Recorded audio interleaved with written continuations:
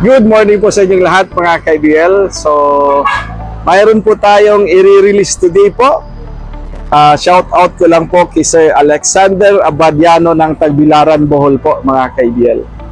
So, kung mapapansin nyo po mga ka-IBL is ako lang po yung magbibideo ngayon kasi hindi natin kasama si Alvin. So ngayon po mga ka-IBL, itong pinapakita ko po sa inyo, itong unit natin, ito po ay Suzuki DE65 na unit po mga ka-IBL. Bali 4x4 po ito. So complete recon unit po itong ating unit mga ka-IBL. Lahat naman po ng unit natin dito po sa IBL talagang complete recon. Chine-check po natin lahat, yung makina, transmission po, pinapalitan natin ng air cleaner filter, yung mga spark plugs. So ito po mga ka-IBL, yung pintura natin dito is Ansal European Paint. Cyanide green yung color natin. Naka 165/65 R13 na tires at saka lagyan natin ng rim.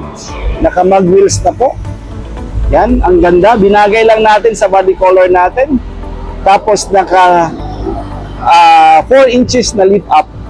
So, madami pong nagtatanong sa amin bakit po yung DE65 is hindi po to hindi daw pwedeng lagyan ng cargador tires. Kasi nga po mga ka-IBL, pag nilagyan po natin ng cargador tires po, mga ka-IBL, kailangan po natin mag-cutting dito. Ito po is metal, hindi to rubber. So, hindi po maganda kung magkakat tayo dito at saka dito. Kasi malaki po yung kargador. So, kung mapapansin nyo po, lahat ng mga unit namin na mga DE65, hindi po yan nakakargador tires. Nililift up lang po natin. Kasi masasabit, halimbawa pag liliko, hindi po talaga kaya. So, yan po. So, itong unit natin mga ka-IBL, papakita natin yung chassis. Wala po tong putol yung chassis.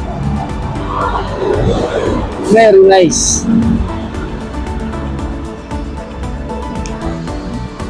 Tapos nilagyan natin ng stainless stepboard. Yan po. Tapos naka size 12 ang spare tire natin.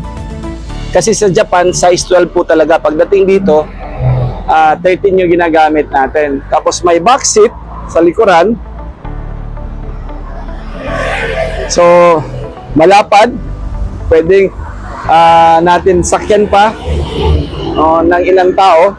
Tapos nilagyan natin ng ito. Yung stainless handrail. Bago yung battery.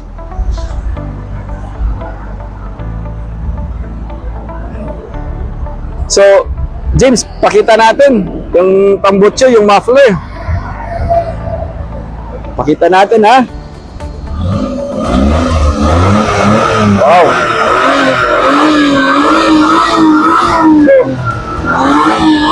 Yan. Kung mapapansin nyo po mga ka-IBL, wala po yung usok. Ang ganda.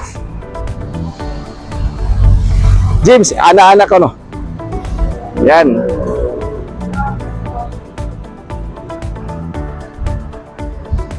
So, ilang beses na namin itong tinest drive mga ka-IBL. Yan.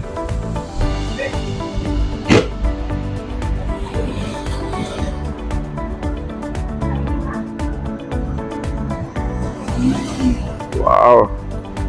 Smooth na smooth to ang unit natin. Yan.